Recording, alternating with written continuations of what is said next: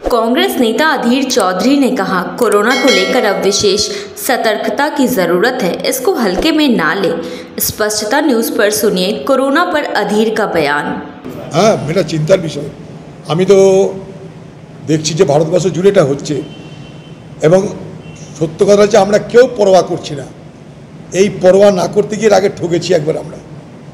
সেখান থেকে শিক্ষা নিয়ে আমার মনে হয় আবার বাজার থেকে মাস্ক খরিদ করার সময় এসে গেছে। যার যার পুরনো মাস্ক আছে সেগুলোকে বার করা হোক, যদি না থাকে তাহলে আবার খরিদ করা হোক, কিন্তু আমার মনে হয় দূরত্ব তৈরি করা জরুরি। ছোটোখাটো জিনিসকে অবজ্ঞা করলে বড় বিপদ হতে পারে, এটার মধ্যে তো আশ্চর্য কিছু নেই। প্রথমবার যখন করোনা হয়েছিল সারা দেশের মানুষ সেটাকে গুরুত্ব দেয়নি, ফলে যখন করোনার সেকেন্ড ওয়েভ এলো তখন লক্ষ লক্ষ মানুষের মৃত্যু হলো। সেইটাকে মাথায় রেখে এটা নিয়ে সতর্ক হওয়া উচিত, কারণ আমারও কিন্তু कोरोना हुए गिल।